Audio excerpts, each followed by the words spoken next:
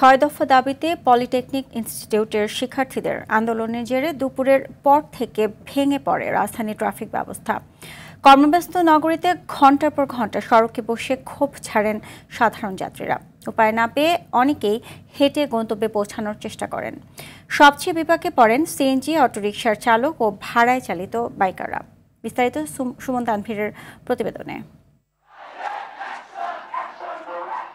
রাজধানীর তেজগাঁয়ের 7 রাস্তা দখল করে পলিটেকনিক ইনস্টিটিউটের শিক্ষার্থীদের স্লোগান কর্তৃপক্ষের কানে না পৌঁছালেও রাজধানী জুড়ে ছড়িয়ে পড়ে এর উত্তাপ। ভেঙে পড়ে পুরো ট্রাফিক ব্যবস্থা। 10 মিনিটের রাস্তা পার হতে কেউ 2 ঘন্টা বসে, কেউ তো আবার ছেড়েই দিয়েছেন পৌঁছানোর আশা। উপায়ান্তর না পেয়ে অনেকে হেঁটেই রওনা হয়েছেন গন্তব্যে। এইদিকে গাড়ি চলে না, এখন হাঁটি এদিকে যাচ্ছি। না পারতেছি নিচে যেতে, না পারতেছি ব্যাগে যেতে। আমার সাথে যে ছিল তার প্রেশার বেড়ে গেছে, তাকে অন্য গাড়িতে দিয়ে দিচ্ছি, তার নাম শাকিল। সে চলে গেছে। আর এখন পর্যন্ত পেট্রোল পাম্প থেকে এই পর্যন্ত আসছে কয় ঘন্টা লাগছে দেখেন। যেই রাস্তায় যাইতেছি জাম। আমি বসিলা থেকে আসছি মোহাম্মদপুর বেড়িবাঁধ, ওইদিকেও জাম। এরপর থেকে আসলাম আমি আসাদ গেট দিয়ে, ওইদিকেও জাম। যাত্রীদের গন্তব্যে পৌঁছে দিতে ব্যর্থ হয়ে বাকবিতণ্ডায় জড়াতে দেখা যায় কাউকে কাউকে। যাওয়ার মতন ক্ষমতা আবার কোন নিজে ইচ্ছা মতো আমি বন্ধ করলাম না। 300 টাকার ভাড়া 100 টাকা ভাড়া দিয়ে যায়। আমি নামাই দিছি, মাথা ঘুরে লইছে মমি অনেক বন্ধ হয়েছে, রাস্তা হয়েছে সব বন্ধ। শিক্ষার্থীদের সঙ্গে তর্কে জড়িয়ে পড়েন অনেকে। এতবার বলতে আমি ইমার্জেন্সি নার্স, আমার আর্জেন্ট যাইতে হইবে, আমি গেলে আরেকটা লুট যাইবো, কিন্তু আমাকে আর ছাড়তেছে না। 3-4টা পোলাপাই মিলে রাস্তা রাখতে চাই দিছে।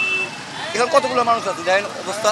ভালো বলে মনে করে যে ছাত্ররা ইউনুসরা বসাইছে, তার একটা দীর্ঘমেয়াদী, তারা 6 মাস দিক 1 বছর দিক একটা দীর্ঘমেয়াদী সময় দেবে তো তাকে, নাকি না দিলে সে কি করবে? শুধু রাজপথ অলিগলি নয়, এলিভেটেড এক্সপ্রেসওয়েরও একই অবস্থা।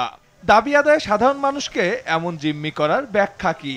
শিক্ষার্থীরা বলছেন অভ্যন্তরীণ উপায়ে দাবি আদায়ে ব্যর্থ হয়ে রাজপথে নেমেছেন তারা।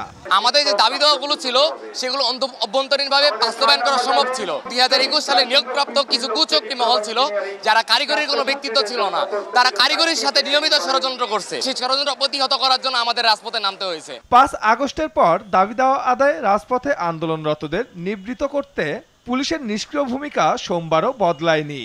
ট্রাফিক পুলিশ ছাড়া শিক্ষার্থীদের রাজপথ থেকে সরিয়ে দিতে ছিল না কোনো অতিরিক্ত পুলিশের উপস্থিতিও। সুমন তানভীর, RTV, ঢাকা।